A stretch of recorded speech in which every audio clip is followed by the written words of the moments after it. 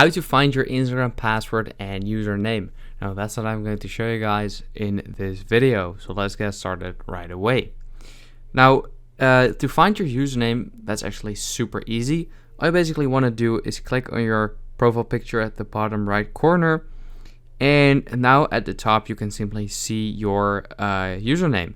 So yeah, it's as easy as that. That's kind of how you can find your username. Now in order to find your password, you want to go to the settings and then to account, I believe, or security. You have to go to security. Now if you go to save login information, then you can simply just save your password, so you don't have to actually remember it. But there's no actual way to just find or see your password, because that's, kind of weird if someone would be on your phone and he can just go to the settings and see your password just like that. That's just kind of, not really how it should work.